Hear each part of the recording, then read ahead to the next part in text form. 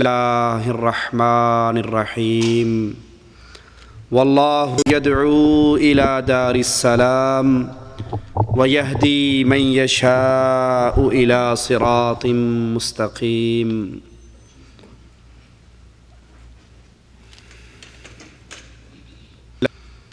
اگر کوئی انسان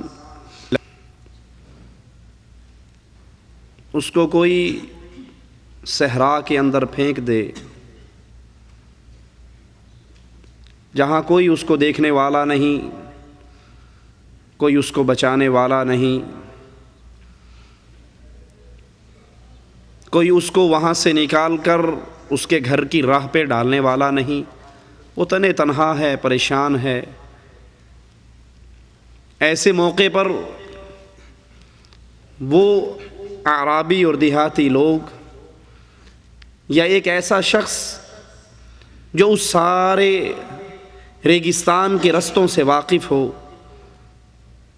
وہاں کے چپے چپے کو جانتا ہو، وہ اسے آ کر کہے کہ اگر تو میرے پیچھے چلے گا، میری بات مانے گا، تو میں تجھے اس ریگستان سے نکال لوں گا، دوسرے معنی میں تجھے یہاں تڑپتا ہوا مرنے کے لیے نہیں چھوڑوں گا، اگر میرے فٹ پرنٹ پہ قدم رکھتے ہوئے نکلو گے تو ضرور راہ راست پہ آ کر اس جنگل سے، اس بیابان سے، اس ریگستان سے نجات پا جاؤ گے۔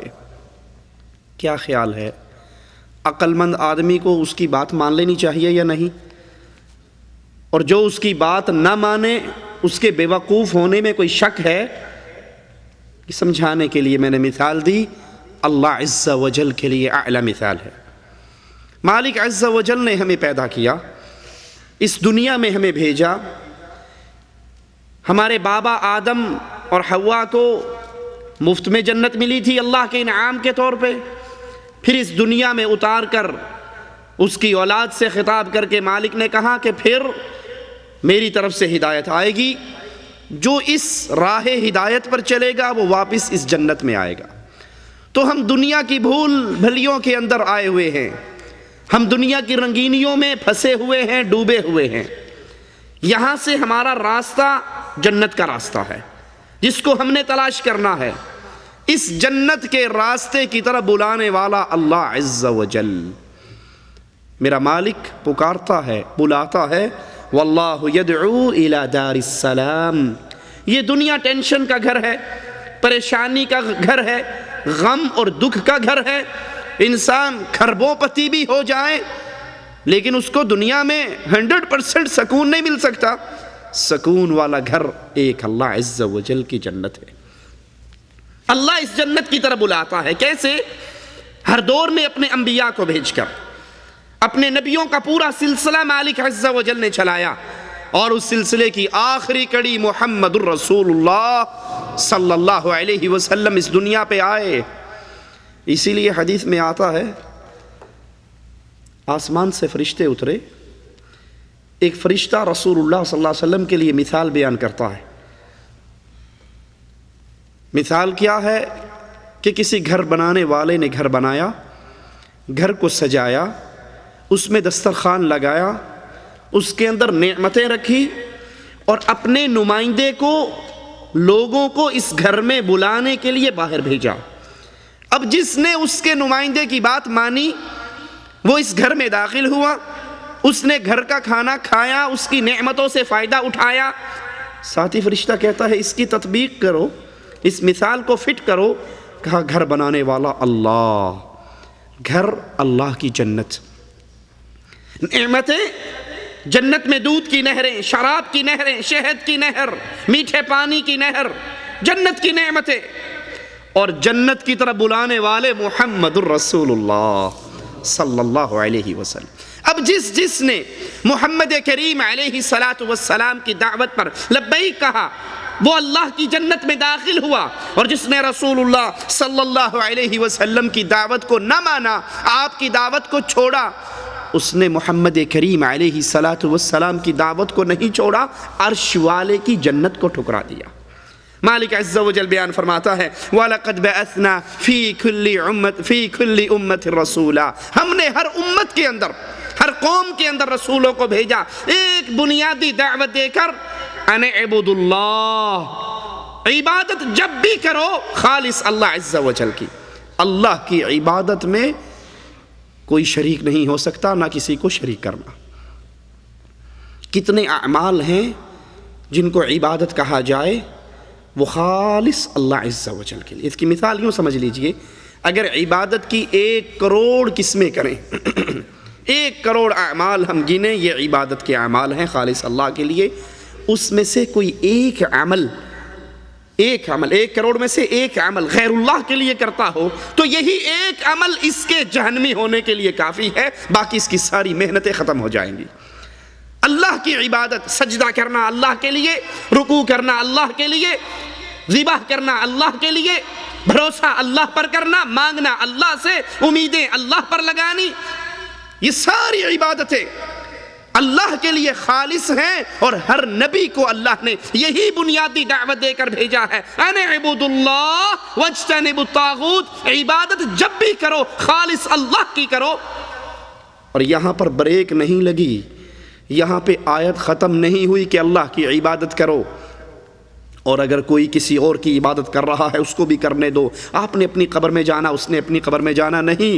واجتنبوا الطاغوت، اللہ کے علاوہ جس کو پوجا جاتا ہے، اللہ کے علاوہ جس کی عبادت ہو رہی ہے، اس طاغوت کا انکار کرنا، اس سے دور ہٹ جانا، لوگوں کو اس سے دور ہٹانا، یہ نبیوں کی دعوت کا بنیادی نقطہ ہے۔ صرف اللہ کی دعوت، اللہ کی عبادت کر کے ہم یہ سمجھے کہ ہم نے حق ادا کر دیا تو نبیوں کی دعوت کا بنیادی مقصد پورا نہیں ہوا۔ آپ اللہ کی عبادت کریں لیکن اللہ کے علاوہ جن کی پوجا ہو رہی ہے ان کو چھوڑنا، ان سے اختلاف کرنا، ان سے دور ہونا، ان سے بچنا، ان کا انکار کرنا، یہ اہل ایمان پر ضروری ہے۔ دوسرا مقام سنیے، مالک عز و جل فرماتا ہے وَإِن مِّن أُمَّةٍ، ہر امت کے اندر کوئی ایسی امت نہیں جس کے اندر الا خلا فیہا نذیر، جس کے اندر اللہ عز و جل نے کسی ڈرانے والے کو نہ بھیجا، جس میں کوئی ایسا نہ آیا ہو جو اس شرک کی وجہ سے جہنم کی آگ سے نہ ڈراتا ہو اور عقیدہ توحید کو ماننے کی وجہ سے اللہ کی جنت کی خوشخبری نہ دیتا ہو۔ رسلا مبشرین ومنذرین لئلا يكون للناس على الله حجة بعد الرسل وكان الله عزيزا حكيما۔ اللہ عز و جل نے خوشخبری دینے والے، ڈرانے والے بھیجے۔ کیوں بھیجے؟ یہ ڈرانے والے، یہ خوشخبری دینے والے امتوں میں کیوں آئے، گروہوں میں کیوں آئے؟ اس لیے کوئی قیامت کے دن یہ نہ کہہ سکے اے اللہ ہمیں تو پتہ ہی نہیں لگا، ہمارے پاس تو کوئی آیا ہی نہیں، ہمیں تو کسی نے بتایا ہی نہیں۔ ان لوگوں کی اللہ کے اوپر حجت تمام ہو جائے، یہ نہ کہہ سکیں کہ اللہ ہم تو بھول میں رہے، ہم دھوکے میں رہے، ہمارے پاس کوئی نہیں آیا۔ اور خاص آج کے دور کے اندر جس طرح اللہ عز و جل کا دین مختلف زبانوں میں ترجمہ ہو کر ہمارے ہاتھوں میں کتابوں کے ذریعے، کیسٹوں کے ذریعے، سیڈیوں کے ذریعے پہنچتا ہے، میں سب سے پہلے انسان اپنی جان سے سوال کرے اور پھر ہر بھائی اپنے گریبان میں جھانکے، کیا خیال ہے اگر آج کے دور کا بندہ اللہ کو یہ کہہ سکے گا کہ اللہ مجھے قرآن کی اصل تعلیم کا علم نہیں ہوا؟ کوئی کہہ سکے گا؟ کیرلا کی زبان میں ترجمہ ہے، اردو میں ترجمہ ہے، ہندی میں ترجمہ ہے، پشتو میں ترجمہ ہے، کشمیری زبان میں ترجمہ ہے، دنیا کی بے بہا زبانوں میں اللہ کا دین وہ ترجمہ ہو کر ہمارے ہاتھوں میں پہنچ چکا ہے۔ اگر اب بھی ہم اس دین کو نہ مانیں اور اس دین پہ عمل نہ کریں، اس دین کی دعوت کو اپنے سینے سے نہ لگائیں، اسے قبول کر کے آگے اس کی دعوت کو نہ پھیلائیں، تو کیا کوئی ہمارا بہانہ اللہ کے دربار میں چل سکے گا؟ مالک کہتا ہے میں نے ہر دور میں ڈرانے والے، خوشخبریاں دینے والے بھیجے تاکہ ان لوگوں پہ حجت تمام ہو جائے اور یہ قیامت کے دن کوئی بہانہ نہ کر سکے۔ وَمَا نُرْسِلُ الْمُرْسَلِينَ إِلَّا مُبَشِّرِينَ وَمُنذَرِينَ، ہم نے اپنے رسولوں کو بھیجا کیوں بھیجا؟ یہ رسول کیوں آئے؟ الا مبشرین و منذرین، یہ خوشخبری دینے کے لیے آئے کہ اگر اللہ کی توحید کو مانو گے، اگر اللہ کی عبادت کرو گے، اس کی عبادت میں شریک نہیں ٹھہراؤ گے، تو پھر تمہارے لیے مبارکباد ہے، پھر تمہارے لیے خوشخبری ہے، تمہارے لیے جنت کی نعمتیں ہیں، اللہ کا وعدہ ہے سارے گناہوں کو جس کے لیے چاہوں گا معاف کر دوں گا، لیکن شرک کی برائی کو معاف نہیں کروں گا۔ تمہارے لیے خوشخبری ہے اے اہل ایمان، اے اہل توحید۔ اور اگر نبیوں کی دعوت کو تسلیم نہیں کرو گے، رسولوں کے پیغام کو نہیں مانو گے، تو پھر ڈر جاؤ، یہ آنے والے تمہیں ڈرا رہے ہیں جہنم کی دہکتی ہوئی آگ سے۔ اسی لیے اللہ عز و جل نے رسول اللہ صلی اللہ علیہ وسلم کو اس دنیا میں بھیجا۔ نبی کی دعوت، نبی کا دنیا میں بھیجنے کا مقصد یہی تمام حجت ہے کہ مجھ تک اور آپ تک اللہ کا دین پہنچ جائے، اللہ کی عبادت کے احکامات پہنچ جائیں، اور ہم اس پہ عمل کر کے اپنی آخرت کو سنوار لیں، اپنی قبر کو سنوار لیں۔ اور اگر ہم سیرت رسول علیہ السلام سے کنارہ کشی اختیار کرتے ہیں تو پھر یاد رکھیے یہی عمل ہمارے لیے جہنم میں جانے کے لیے کافی۔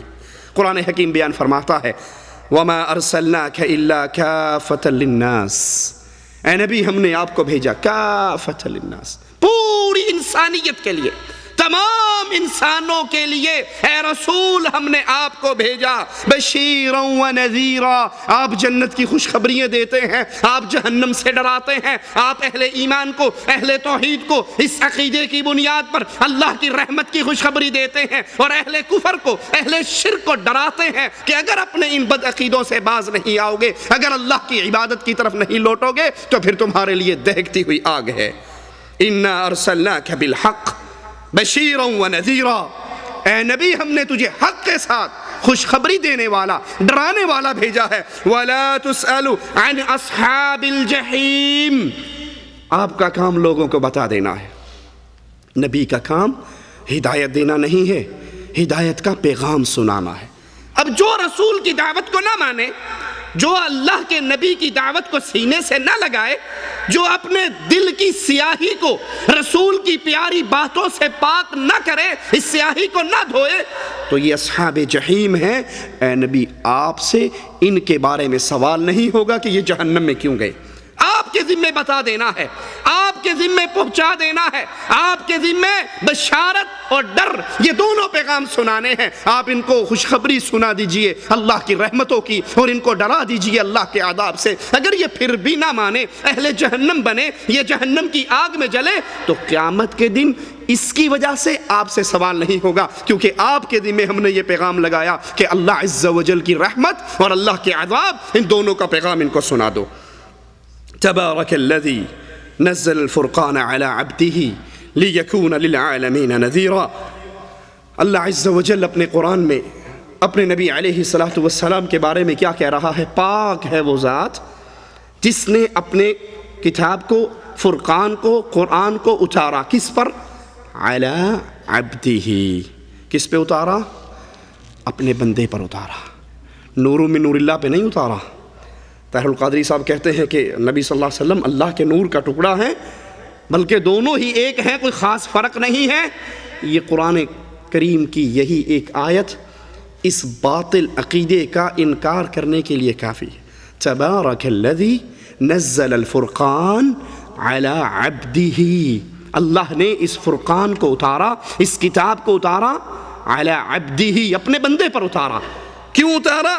لیکون للعالمین نذیرا، تاکہ اس قرآن کے ذریعے پوری کائنات کو ڈرا دیا جائے، اس قرآن کے ذریعے اللہ کا پیغام توحید عام کر دیا جائے اور ڈرا دیا جائے۔ اگر اس پر ایمان نہیں لاؤ گے، اگر اس کی آیات کو نہیں مانو گے، تو پھر نتیجتاً تمہارے لیے جہنم کی وادییں ہوں گی اور جہنم کا عذاب ہوگا۔ مالک عز و جل ایک اور مقام پہ بیان فرماتا ہے یا ایہا النبی انا ارسلناک شاہدا و مبشرا و نذیرا، اے نبی ہم نے آپ کو بھیجا گواہ بنا کر، خوشخبری دینے والا بنا کر، خوف کا پیغام، ڈرانے کا پیغام دینے والا بنا کر، وداعیا الی اللہ، اور اللہ کی طرف دعوت دینے والا بنا کر۔ آپ اللہ کی طرف بلانے والے ہو، آپ داعی الی اللہ ہو، آپ لوگوں کا تعلق، لوگوں کے رشتے جو اللہ سے ٹوٹ چکے ہیں اس کو دوبارہ جوڑنے والے ہو۔ آپ لوگوں کی پیشانیوں کو جو غیر اللہ کے سامنے جھک چکی ہیں ان کو اٹھا کر اللہ کے سامنے جھکانے کی دعوت دینے والے ہو۔ آپ کی دعوت کا بنیادی نقطہ کیا ہے؟ لوگوں کو لوگوں کی عبادت سے نکال کر لوگوں کے رب کی عبادت کرائی جائے۔ وَدَاعِيًا إِلَى اللَّهِ، رسول صلی اللہ علیہ وسلم اپنی قوم کے لیے، اپنی امت کے لیے داعی ہوا کرتے ہیں، وہ ان کو اللہ عز و جل کی طرف بلایا کرتے ہیں۔ وَسِرَاجًا مُنِيرًا، چمکتے ہوئے سورج، نور ہدایت بنا کر بھیجا۔ آپ کی ہدایت سے لوگ اپنے سینوں کے سیاہیوں کو دھوتے ہیں، آپ کا پیغام سن کے اس راہ ہدایت پر چلتے ہیں جس سے شرک اور کفر کے سارے اندھیرے مٹ جاتے ہیں، ان کے سینے منور ہوتے ہیں، اور جب سینے میں ایمان داخل ہوتا ہے پھر قبریں منور ہوتی ہیں، پھر آخرت کا جہاں منور ہوتا ہے، اور اہل ایمان کو اللہ عز و جل صراط کے پل کے اوپر نور کی خوشخبری کے سرٹیفکیٹ سناتا ہے۔ یا ایھا الرسول، اے میرے رسول، بلغ ما انزل الیک، بیان کر دو جو اللہ نے آپ پر اتارا ہے۔ قرآن حکیم کی یہ آیت سورۃ المائدہ ہے، 67 آیت نمبر ہے، ذرا غور کیجئے اس پہ۔ یا ایھا الرسول، اے رسول، بلغ ما انزل الیک، جو کچھ آپ پر نازل ہوا اس کو آگے پہنچا دیجئے۔ من ربک، وہ نازل کہاں سے ہوا؟ آپ کے رب کی طرف سے۔ وَإِن لَّمْ تَفْعَلْ، اور اگر آپ یہ دعوت کا کام نہیں کرو گے، یہ پیغام عام نہیں کرو گے، یہ پیغام آگے نہیں پہنچاؤ گے، فَمَا بَلَّغْتَ رِسَالَتَهْ، تو پھر آپ نے رسالت کا حق ادا نہیں کیا۔ وَاللَّهُ يَعْصِمُكَ مِنَ النَّاسِ، آپ یہ توحید کا پیغام پہنچا دیجئے۔ لوگ مارنے کی کوشش کریں گے، لوگ آپ کے خلاف پلاننگ کریں گے، لوگ آپ کی جان کے دشمن بنیں گے، لوگ آپ کا تعاقب کریں گے، سب کچھ ہوگا، لیکن اگر یہ دعوت توحید کو آپ پہنچاؤ گے، عام کرو گے، پھر لوگوں کی پریشانیوں کا کبھی بھی اپنے دل میں خیال نہ لانا، کیونکہ جو توحید کی دعوت دیتا ہے اس کا نگران اللہ عز و جل بن جاتا۔ یہ قرآن حکیم کی آیت ہے، اور ہمارے ہاں کیا کہا جاتا ہے؟ کہتے ہیں کہ نہیں، یہ آیت یوں نہیں تھی، یہ تو سنیوں نے ایسی آیت بنائی۔ اصل آیت کیا ہے وہ بھی سناؤں آپ کو؟ وہ کہتے ہیں اصل آیت یہ ہے، یا ایھا الرسول بلغ ما انزل الیک فی ولایت علی فإن لم تفعل فما بلغت۔ بلکہ ایک ذاکر اپنی تقریر میں کہتا ہے کہ اگر سارے سابقہ انبیاء محمد الرسول اللہ صلی اللہ علیہ وسلم کی نبوت کو نہ مانے تو ان نبیوں کی نبوت ختم ہو جاتی ہے۔ یہ علی کے نبی کی شان ہے، یہ علی کے نبی کی شان ہے۔ آؤ اب نبی کے علی کی شان سنو۔ یا ایھا الرسول بلغ ما انزل الیک فی ولایت علی فإن لم تفعل فما بلغت رسالتہ، اے نبی تیری شان یہ ہے کہ سارے انبیاء اگر تیرا انکار کریں تو ان کی نبوتیں کینسل، اور علی کی شان یہ ہے اگر تو علی کی ولایت کا اعلان لوگوں کے سامنے نہ کرے تو تیری نبوت کینسل۔ نعوذ باللہ ثم نعوذ باللہ، تعالی اللہ عما یقولون۔ یہ اللہ پر بھی بہتان، یہ رسول اللہ پر بھی بہتان، یہ علی پر بھی بہتان۔ ایک اور کتاب راولپنڈی سے شائع ہوئی، حفاظت قرآن، منتظر عباس نقوی کی، اس نے اسی آیت کو دلیل بنا کے اس سے بھی ذرا ٹاپ کلاس کا قصہ لکھا۔ کہا اللہ کے رسول صلی اللہ علیہ وسلم معراج پہ گئے، جب عرش پہ پہنچے، پہلی تو یہی بات غلط کہ رسول عرش پہ اللہ ہے، اللہ نے اپنے رسول کو بلند کیا جہاں تک چاہا، کسی حدیث میں ذکر نہیں کہ اللہ کے رسول عرش پہ آئے۔ طاہر القادری صاحب نے تو اللہ رسول اللہ کو نعوذ باللہ گلے ملوا دیا کہ ادھر سے وہ اتر رہا ہے، ادھر سے یہ چڑھ رہا ہے۔ دروازے پہ پہنچے، اللہ باہر نکلا، اللہ نے اپنے رسول کو اندر کیا، دروازہ بند کیا، کنڈی لگائی، اور پھر وہ کچھ ہوا جس کا تمہیں کوئی خبر نہیں ہے۔ نعوذ باللہ پورا قصہ جیسے عاشق اور معشوق کی ملاقات ہو رہی۔ تعالی اللہ عما یقول۔ اور یہ کہتا ہے کہ جب اللہ کے نبی عرش پہ پہنچے، منتظر عباس نقوی راولپنڈی سے اس کی کتاب شائع ہوئی، تو عرش پہ ایک پردہ پڑا ہوا تھا۔ رسول اللہ صلی اللہ علیہ وسلم نے پوچھا اللہ یہ پردہ کیسا ہے؟ کہا اسی کے لیے تو یہاں بلایا ہے۔ پردہ ہٹایا، پیچھے مولا علی بیٹھے ہوئے تھے۔ کہا اس کی ولایت سمجھانے کے لیے تجھے یہ معراج ہوئی ہے، اس کی ولایت کا اعلان کر، یا ایھا الرسول بلغ ما انزل الیک فی ولایت علی فإن لم تفعل فما بلغت رسالتہ۔ اگر تو نے لوگوں کو علی کی ولایت نہیں بتائی تو تو نے رسالت کا حق ادا نہیں کیا، تو اپنی رسالت کے کام کے اندر فیل ہو گیا۔ یہ جھوٹ ہے اللہ پر، قرآن پر، رسول اللہ پر، علی مرتضیٰ کے اوپر۔ حقیقت کیا ہے؟ قرآن کی آیت کیا ہے؟ یا ایھا الرسول بلغ ما انزل الیک من ربک، اے رسول بیان کرو لوگوں کو جو اللہ نے تجھ پر اتارا ہے۔ توحید کا پیغام اللہ نے اتارا، قرآن تجھ پہ اللہ نے اتارا، اس کی شرح، اس کی تشریح، اس کی تفسیر، تیری زبان کے ذریعے احادیث یہ بھی اللہ نے تجھ پہ اتاری۔ اے نبی لوگوں کو اس کا پہنچا دو، بتا دو، سنا دو۔ اگر تم یہ دعوت کا کام نہیں کرو گے، یہ توحید کا پیغام عام نہیں کرو گے تو پھر سمجھ لو کہ تم نے رسالت کا کام پورا نہیں کیا۔ اسی لیے رسول اللہ صلی اللہ علیہ وسلم نے ابو طالب کو جواب میں کہا تھا، جب قوم آ کر کہہ رہی تھی تیرا بھتیجا ہمارے بتوں کو برا کہتا ہے، روک لے۔ چچا نے کہا تھا بھتیجے بوڑھا ہو گیا ہوں، میرے پہ اتنا وزن ڈال جتنا میں برداشت کر سکوں۔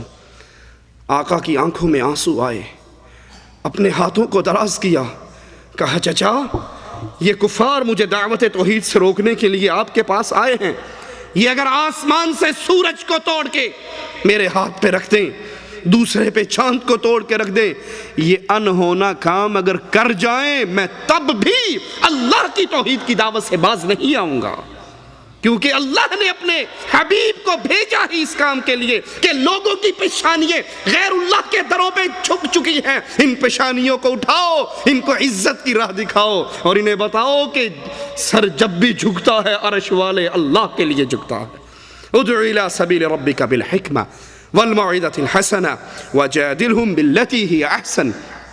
اے نبی لوگوں کو بلاؤ اپنے رب کے راستے کی طرف حکمت کے ساتھ۔ یہ نبی کی خصوصیت رہی، یہ نبی کی شان رہی کہ نبی اللہ کے دین کی دعوت کا کام حکمت کے ساتھ، اچھے انداز میں۔ اب حکمت سے مراد یہاں پہ دو مرادیں لی جاتی ہیں۔ ایک کہتا ہے جی یہ کہنا کہ یہ مردہ مشکل کشا نہیں ہو سکتا، یہ قبر میں جو پڑا ہے یہ حاجت روا نہیں ہو سکتا، اس کی قبروں پر آ کر بری بری سرکار بری میری کھوٹی قسمت کر دے ہری، یہ قوالیاں پڑھنا ٹھیک نہیں ہے، یہ اللہ کی ساتھ شرک ہے۔ کچھ لوگ کہتے ہیں کہ جناب آپ باتیں تو ٹھیک کرتے ہیں لیکن حکمت کے ساتھ نہیں کرتے، یہ حکمت نہیں ہے، یہ حکمت نہیں ہے۔ حکمت کیا ہے؟ امت ٹکڑے ٹکڑے ہو چکی ہے، امت کو جوڑو، نماز کے لیے بلاؤ، روزے کے لیے بلاؤ، ذکر اذکار کے لیے بلاؤ، ان کے اندر کی اصلاح کرو۔ یہ دعوت نہ دو، یہ نہ کہو کہ یہ مشکل کشا نہیں، یہ حاجت روا نہیں، یہ بگڑی بنانے والا نہیں، یہ غوث اعظم نہیں، یہ پارلیمنٹ قومی اسمبلی قانون ساز نہیں، اس کو اتھارٹی نہیں کہ یہ قانون سازی کرے۔ انسان کو جب حکومت ملتی ہے وہ اللہ کے قوانین کو نافذ کرتے ہیں، وہ خود جمہوریت کے ذریعے اللہ کی حاکمیت میں شرک کرتے ہوئے قانون سازی نہیں کر سکتے۔ قانون تو قرآن کی صورت میں آ چکا۔ جی یہ باتیں جو آپ کرتے ہیں یہ توڑنے والی باتیں ہیں، جوڑنے والی نہیں۔ میں کہتا ہوں بھائی امت کو جوڑو، واقعی جوڑنے کی ضرورت ہے، پر تھوک سے نہ جوڑو، ایلفی سے جوڑو۔ تھوک کا جڑا ہوا نہیں جڑے گا۔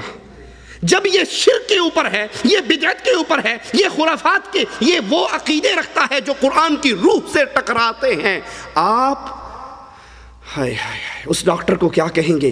مریض کا پورا ہاتھ اندر سے گل چکا ہے اور ڈاکٹری تعلیم کے مطابق اب اس کا آپریشن کر کے یہ ہاتھ کاٹنا اس کے باقی جسم کو بچانے کے لیے ضروری ہے، لیکن ڈاکٹر کہتا ہے جی دیکھیں نا ہاتھ کاٹیں گے لوگ اس کو ٹونڈا کہیں گے، لوگ اس کی توہین کریں گے، اس کو تکلیف بھی کتنی ہوگی، اپنی کٹی ہوئی بازو دے کر دکھ بھی ہوگا، لہٰذا میں نہیں کاٹتا، میں اس کے اوپر پٹیاں کر دیتا ہوں، میں اس کے اوپر ڈیٹول سے اس کو صاف کرتا ہوں، مرہم لگاتا ہوں، ٹیوبیں دیتا ہوں، پاؤڈر چھڑکتا ہوں۔ کیا خیال ہے یہ ڈاکٹر عقل مند ہے یا دوست ہے یا دشمن ہے؟ ارے تو اتنا سا ہاتھ کاٹنے کی تکلیف گوارا نہیں کرتا اور اس زخم کو، اس زہر کو پھیلا کر پورا جسم گل جائے گا اور یہ مر جائے گا، تجھے یہ گوارا ہے کہ یہ سارا مر جائے اور ایک ہاتھ کاٹنا گوارا نہیں؟ یہی توحید کے داعی اور چلوں کے داعی میں فرق ہے۔ نماز کی دعوت پہ چلنے والی تحریکیں اور توحید کی بنیاد پہ چلنے والی تحریک میں یہ فرق ہے۔ وہ امت کو جوڑتے ہیں نماز سے، روزے سے، حج سے، زکوٰۃ سے، صدقے سے، ذکر اذکار سے، اور اہل ایمان جب بھی توڑتے ہیں وہ کہتے ہیں نماز بعد میں، روزہ بعد میں، حج بعد میں، زکوٰۃ بعد میں، جہاد بعد میں، قتال بعد میں، ساری باتیں بعد میں، پہلے کہو لا الہ الا اللہ۔ اور جو لا الہ الا اللہ پڑھنے کے باوجود قبر پہ سجدہ کرتا ہے، قبروں کا طواف کرتا ہے، مردوں کو یا علی مدد کے نعرے مارتا ہے، ان کو اپنا مشکل کشا و حاجت روا سمجھتا ہے، اس کی نماز برباد، اس کا روزہ برباد، اس کا حج برباد، اس کی زکوٰۃ برباد، اس کا جہاد برباد، اس کا کوئی عمل اللہ کے دربار میں قبول نہیں۔ کیوں؟ کیونکہ یہ اللہ کی توحید میں غیر اللہ کو شریک کر رہا ہے۔ یہ حکمت سے مراد کیا ہے؟ آئیے میں آپ کو مثال سے سمجھاتا ہوں۔ کہتے ہیں تاریخ کے اندر ایک قصہ ہے، ایک بادشاہ سلامت کو خواب آیا کہ میرے سارے دانت ٹوٹ گئے۔ اس نے کو بڑے سارے مولوی صاحب کو بلایا، اپنا خواب سنا ہے کہ میرے سارے دانت ٹوٹ گئے، رات میں نے خواب میں دیکھا۔ اس نے کیا کہا؟ اس نے کہا جناب اس خواب کی تعبیر مجھے یہ سمجھ آتی ہے کہ آپ کا سارا خاندان آپ کی زندگی میں مر جائے گا۔ اس نے کہا تو بڑا ظالم ہے، بے وقوف، میرے سارے خاندان کو مار رہا ہے، یہ تو جلاد کو بلایا، اس کی منڈی کٹوا دی۔ لیکن پریشان تھا، میں نے یہ کیا خواب دیکھا ہے؟ دوسرے کو بلایا، کہتا مولوی صاحب میں نے رات خواب دیکھا ہے، شیخ صاحب ذرا اس کا مسئلہ تو بتائیے۔ اب اس شیخ صاحب کو پتا تھا کہ جو پہلے آیا تھا چل کر نہیں گیا، کندھوں پہ چڑھ کے گیا۔ یہ حکمت ہے، بات وہی کہی جائے جو اللہ چاہتا ہے، لیکن اس کو پیار محبت کے الفاظ میٹھے بنا کر، مقصد تبدیل نہ ہو۔ اس نے کہا بادشاہ سلامت مجھے اس خواب کی تعبیر کچھ یوں لگتی ہے، اللہ پاک آپ کو اتنی لمبی عمر دے گا، اتنی لمبی عمر دے گا، اتنی لمبی عمر دے گا، آپ کے خاندان میں یہ نعمت کسی کو بھی نہیں ملی ہوگی۔ کہا ماشاء اللہ سبحان اللہ، بڑی پتے کی بات کی ہے، لاؤ بھائی اس کو اتنے ہزار اشرفیاں دے دو، اتنے گھوڑے دے دو، اس کو اتنے مال دے۔ اب اس کو لاٹ کے بھیجا جا رہا ہے۔ بات اس نے تبدیل کی، بات اس نے تبدیل کی، مقصد وہی رہا کہ سارے مر جائیں گے، تو زندہ رہے گا۔ ایک نے لٹھ مارا، گردن کٹوا لی، اور ایک نے بات وہی کی لیکن الفاظ پیار اور محبت کے۔ جب بھی کسی کو دعوت دیجئے محبت اور اس الفاظ کے ساتھ دیجئے کہ وہ سننے والا سمجھے کہ اس کے دل میں میرے لیے کوئی احساس ہے۔ اس کی دوسری مثال دیتا ہوں، ہمارے علاقے کا واقعہ ہے۔ دو شخص بس میں بیٹھے ہوئے، ایک اس سے پوچھتا ہے کہ صاحب آپ کون ہو؟ اس نے کہا جناب میں کافر ہوں۔ اس نے کہا استغفر اللہ، پاکستان میں ہیں، سارے مسلمان ہیں، ادھر کہاں سے کافر آگے؟ مذاق نہیں کرو، صحیح بات بتاؤ۔ اس نے کہا نہیں میں کافر ہوں۔ اس نے کہا صحیح، مذاق چھوڑو، صحیح بتاؤ آپ کون ہو؟ کہا اگر میں سچی بتاؤں گا پھر بھی تو مجھے کافر تو کہے گا۔ کہتا کیا مطلب؟ کہا میں شیعہ ہوں۔ کہتا ہاں پھر تے کافر ہیں۔ اس نے میں نے پہلے ہی مان لیا میں کافر ہوں، تو جو مجھ پہ فتویٰ لگائے گا میں پہلے مانتا ہوں میں کافر۔ یہ دعوت نہیں ہے، یہ دعوت کا اسلوب نہیں ہے کہ آپ سٹیج پہ کھڑے ہو کے فلاں کافر، شیعہ کافر، جو نہ بولے وہ بھی کافر، جو نہ یہ اللہ کے رسول کی سنت نہیں۔ آپ نے تو کفار کو اپنے گھر میں بلایا، آپ نے کفار کو اپنے گھر میں بلایا، ان کو دودھ پلایا، ان کو گوشت کھلایا، محبت اور پیار سے پھر ان کے سامنے اپنی زندگی کو پیش کر کے کہا میں نے 40 سال تمہارے اندر گزارے، کبھی مجھے جھوٹ بولتے ہوئے دیکھا؟ انہوں نے کہا نہیں، ما جربنا علیک الکذب، تیری زبان تو جب بھی ہلی حق اور صداقت کی باتیں کرتی ہے۔ کہا پھر ایک سچی دعوت دیتا ہوں، قولوا لا الہ الا اللہ تفلحوا تملک العرب والعجم، لا الہ الا اللہ کے اقرار کر لو، عرب و عجم کے مالک بن جاؤ گے۔ اب نبی نے کسی کو گالی دی، لیکن توحید کی دعوت کڑوی دعوت ہے۔ انہوں نے اس کو کیا کہا ابو طالب کے سامنے کہ تیرا بھتیجا ہمارے خداؤں کو گالی دیتا ہے، حالانکہ نبی نے کسی کو گالی۔ اسلوب جب بھی اختیار کیجئے۔ اچھا یہاں پہ ایک اور نقطہ بھی سمجھ لیجئے، اکثر لوگ کہتے ہیں کہ یار اہل حدیثوں کی دعوت تو سچی ہے، اہل حدیثوں کی دعوت سچی ہے، لیکن اخلاق ان کا ذرا تھوڑا سا ڈھیلا ہے۔ میں اس کی مثال دے کے آپ کو سمجھاتا ہوں۔ ایک شخص اینک اتار کے راستے میں بیٹھا ہوا، گزرنے والا گزرا، اس کے پاؤں کی ٹھوکر لگی، اینک ٹوٹ گئی۔ اس نے کہا بھائی معاف کرنا، غلطی ہوگی، آپ کی اینک میری ٹھوکر سے ٹوٹی۔ اس نے کہا ادھر آؤ، آپ دیوبندی تو نہیں ہو؟ کہتا ماشاءاللہ کیسے پہچان لیا آپ نے؟ واقعی میں دیوبندی ہوں۔ کہا کوئی بریلوی ہوتا نا یہ اینک جڑوا کے دیتا، معافی مانگ کے جاتا، آپ نے جڑوا کر نہیں دی، کم از کم معافی تو مانگی نا۔ اور اگر کوئی سلفی وہابی اہل حدیث ہوتا وہ توڑنے کے بعد کہتا بیوقوف یہ رکھنے کی جگہ ہے، پاگل یہاں اینک رکھتے ہیں، پیچھے کر اپنی اینک کو. وہ توڑ کے بھی جاتا، 2 سنا کر بھی جاتا. حقیقت بھی یہی ہے. اب آئیے ذرا اس کے اسباب پر غور کریں، آخر کیا وجہ ہے، یہ سختی اتنی کیوں ہے؟ اس کی وجہ یہ ہے کہ شیطان سب سے پہلے قبر پرستوں کے پاس آیا اور ان سے کہا اس مردے کو علی حجویری کو داتا کہو، اسلام آباد والے کو بری امام کہو، مانسیرے والے کو حکومت بانٹنے والا کہو، اجمیر والے کو غریب نواز، بندہ پرور کہو. اب اس نے قبر پرستوں سے کون سا کام کروایا؟ شرک اکبر کا. شرک اکبر کا کام کروایا. جب انسان شرک اکبر میں ملوث ہو جائے، شرک اکبر کرنے والا ہر سال حج کرے، ہر ہفتے عمرہ کرے، ہر 3 دن میں قرآن ختم کرے، جو مرضی کر لے، جب مرے گا سیدھا کہاں جائے گا؟ جہنم کے اندر. اب کیا شیطان کو قبر پرستوں کے اخلاق خراب کرنے کی ضرورت ہے؟ نہیں ہے. وہ دوسروں کے پاس آیا، امام پرستوں کے پاس، ان سے اس نے وحدت الوجود کی عقیدے منوائے. مولوی ذکریہ صاحب فضائل صدقات میں لکھتے ہیں اے اللہ جو تو ہے وہ میں ہوں، جو میں ہوں وہ تو ہے. یہ تصوف کا گمراہ ترین عقیدہ انہوں نے آ کے ان سے منوا لیا، چلت پھرت والوں سے. اب جب تصوف کا شرک ان مولویوں میں اس نے داخل کر دیا، اس کو ان کے اخلاق خراب کرنے کی ضرورت ہے، معاملات خراب کرنے کی ضرورت ہے، ان کو غیبت کے راستے پہ چلانے کی ضرورت ہے؟ نہیں ہے. کیوں؟ ان سے بھی اس نے شرک اکبر کسی اور صورت میں کروا لیا اور راہ مستقیم سے ہٹا دیا. وہ مرزائیوں کے پاس گیا، ان سے کہا یہ جو قادیان میں بھینگا، قادیان کا بھینگا کالا جو ہے نا، اس کو رسول مان لو، یہ سٹپنی رسول ہے، اصل رسول محمد صلی اللہ علیہ وسلم ہے، یہ بعد میں کام چلانے کے لیے ہے، اس کو بھی مانو. انہوں نے اس کو ماننا شروع کر دیا، احمد کو ہی رسول اللہ بنا دیا. دائرہ اسلام سے نکل گئے. شیطان کو ان کے عقائد خراب کرنے کی ضرورت ہے. اب جب یہ شیطان چلتا پھرتا چکر کاٹتا ہوا سلفیوں کے پاس، موحدوں کے پاس آیا اور کہا اس مردے کو کہو داتا، اسے پتا ہے کہ یہ مر جائے گا، کبھی نہیں مانے گا. اس نے کہا اچھا ٹھیک ہے، یوں کرو کہ یہ جو حدیثیں ہیں نا، کہو ٹھیک ہے حدیثیں تو ٹھیک ہیں، لیکن فلاں شیخ، فلاں حضرت، فلاں بزرگ کی بات جو ہے، تو اسے پتا ہے کہ اس نے جواب میں کہنا ہے کہ اگر نبی کی حدیث کے خلاف کائنات میں کسی کی بات آ جائے، میں جوتی کی نوک پر رکھ کے ٹھوکر مار دوں گا، میں قبول.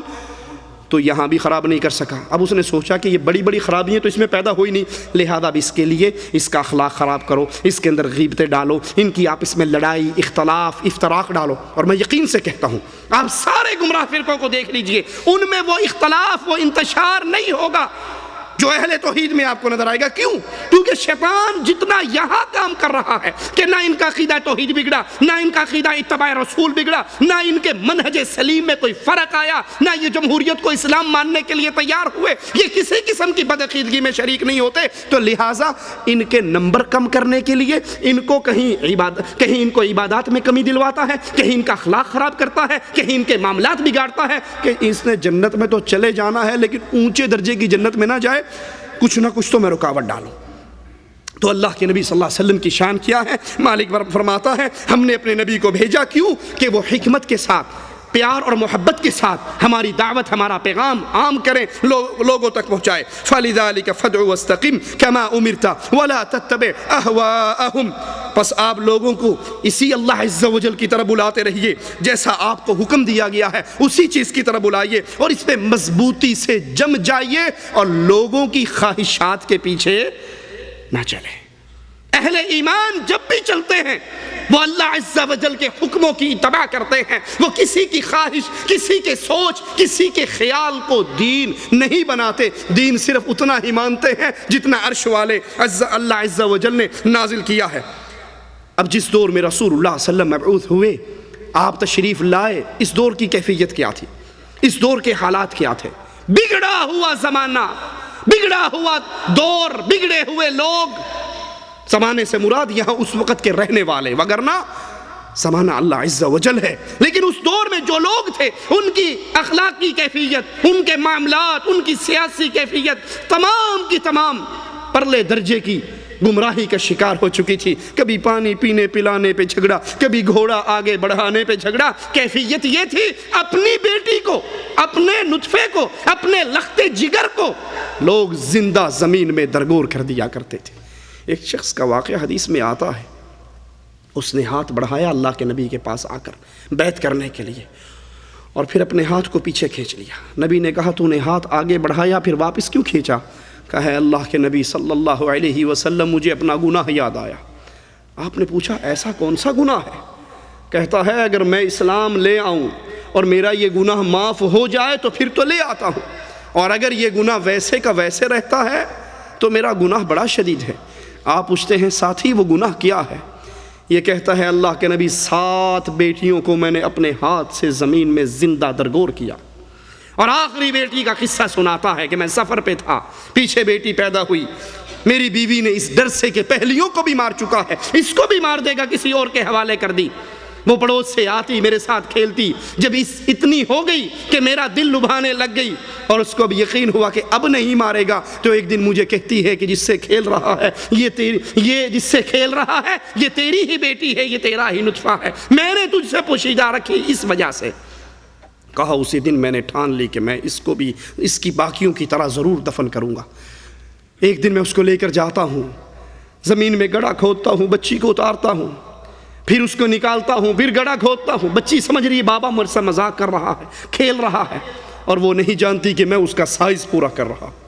اور جب وہ اتنا ہو گیا کہ یہ بچی اس میں دفن ہو سکے، میں اس پہ مٹی ڈالنا شروع کرتا ہوں، اور جب اس کا جسم جکڑا جاتا ہے، اسے یقین ہو جاتا ہے کہ یہ مجھے مارنے لگا ہے، تو وہ اپنے جذبات سے کہتی ہے بابا مجھے کس جرم کی سزا دے رہا ہے، میں تجھ سے کوئی چیز طلب نہیں کروں گی، ایک زندگی کی بھیک مانگتی ہوں، ایک زندگی کا سوال کرتی ہوں۔ اے نبی وہ روتی رہی، وہ چیختی رہی، وہ بابا بابا کہتی رہی، اور میرا دل اتنا لوہا ہو چکا تھا، میں اس پہ مٹی ڈالتا رہا اور اس کی چیخوں سمیت میں اس کو دفن کر کے لوٹ آیا۔ صحابی کہتے ہیں ہم نے جب آقا علیہ السلام کے چہرہ اقدس کو دیکھا تو ہمیں نبی کی آنکھوں سے گرتے ہوئے موتی کی طرح آنسو نظر آئے۔ آپ کی داڑھی مبارک رو رو کر اس ظلم کو سن کر بھیگ گئی۔ یہ کیفیت تھی اس دور کے لوگوں کی۔ پتھر اکٹھا کر کے بکری کا دودھ دو کر اسی کے سامنے سجدہ ریز ہو جایا کرتے تھے۔ ایک شخص کے بچے مسلمان ہو گئے، باپ ان کا اپنے گھر کے اندر بت رکھ کے اس کی عبادت کرتا تھا۔ سوچا بابا کو کیسے سمجھائیں، بڑی دعوت دی، نہ مانا، تو پریکٹیکل دعوت دینے کا آغاز کیا۔ بابا کو گھر نہ پایا، اس بت کو اٹھایا، جا کر باہر کچرے پہ پھینکا۔ وہ واپس آیا، اس کو بابا جی نظر نہیں آئے، بڑا پریشان ہوا، باہر نکلا، ڈھونڈتا دیکھا تو کچرے پر پڑا تھا۔ اٹھا کر اس کو عرق گلاب سے غسل دے کر پھر اس کی جگہ پہ سجا دیا۔ ہمارے ہاں بھی عرق گلاب سے غسل چلتے ہیں نہیں چلتے ہیں؟ 2.5 من عرق گلاب سے فلاں کی قبر کو غسل، فلاں کی قبر کو غسل، فلاں کی قبر، یہ پرانے دور کی باتیں ہیں، آج کی نہیں۔ یہ زمانہ جاہلیت سے یہ شرک چلتا آ رہا ہے۔ کہا اگلے دن ہوا بچوں نے پھر اٹھا کے دور پھینک دیا۔ 2-3 دفعہ جب یہ اٹھا کر بابا جی کو گھر میں لاتا رہا، تنگ آ گیا، تلوار لا کے رات کو اس کے قدموں میں رکھ دی کہ میں بڑا اوکھا ہو گیا ہوں، جیڑا آوے نہ آپ پہ نبڑی، میں اٹھا کے تجھے لا رہا ہوں، وہ باز نہیں آ رہا۔ اب یہ تلوار پڑی ہے، جو تیری توہین کرنے کے لیے آئے اس تلوار سے اس کی منڈی کاٹ دینا۔ لیکن دل سے وہ بھی جانتا تھا کہ یہ کچھ کرنے کے قابل، آج بھی جو شرک کرتے ہیں ان کی یہی کیفیت ہے۔ وہ لوگوں کے سامنے تو واقعات اتنے بڑے بڑے بلند کریں گے، بیان کریں گے، جی آپ نہیں مانتے، بابا ہمارا جیلانی جو تھا اتنے سال کی ڈوبی ہوئی کشتی کو اس نے پھر پار لگا دیا، فلاں بابے نے مردوں کو زندہ کر دیا، فلاں نے یہ کر دیا۔ اور اگر اس سے کراس کویسچن کر کے پوچھو کہ آپ کے بابا جی ماشاءاللہ اتنی بڑی طاقتوں والے ہیں، لیکن اسی بابے کے دربار پہ بہت بڑا لوہے کا غلہ پڑا ہے چندہ ڈالنے کے لیے، اس پہ اتنا موٹا ٹرائسل کا تالا کیوں لگایا ہے؟ وہ جواب میں کہیں گے یہ تالا اس واسطے لگایا کہ وابی چوری کر جاندے نے، تے بابا بھابیاں کیوں نہیں ڈکدا؟ کہنا نہیں انہوں نے رلیا ہے، یہ انہوں نے کچھ نہیں کہہ سکتا، اس کا جادو ان پہ نہیں اثر کرتا۔ اس نے تلوار رکھ دی کہ اب جو کچھ ہوگا خود نبڑ لینا۔ اگلا دن آیا، بچوں نے ایک مردہ کتا لے کر اور اس بابے کو لے کے اس کے ساتھ اس بت کو لے کے باندھ کے کنویں میں پھینک دیا۔ صبح اٹھا تو دیکھا حضرت اس کو نظر نہیں آئے، ڈھونڈتا پھرا تو کنویں پہ پہنچا تو اللہ عز و جل نے اس کی عقلوں کو کھول دیا، اس کے سینے کو اسلام کے لیے منور کر دیا۔ اس کو دیکھ کر کہتا ہے کہ اگر تیرے پلے میں کوئی نفع اور نقصان ہوتا اپنے وجود کو اس غلیظ جانور سے کم از کم دور کر لیتا۔ اور ہم بھی یہی کہتے ہیں لوگوں، ہماری باتیں کڑوی لگیں تو لگیں، اگر پیر جیلانی میں کوئی قوت اور طاقت مرنے کے بعد ہوتی، بغداد پہ گرنے والے امریکی بموں کا رخ تو بدل دیتا۔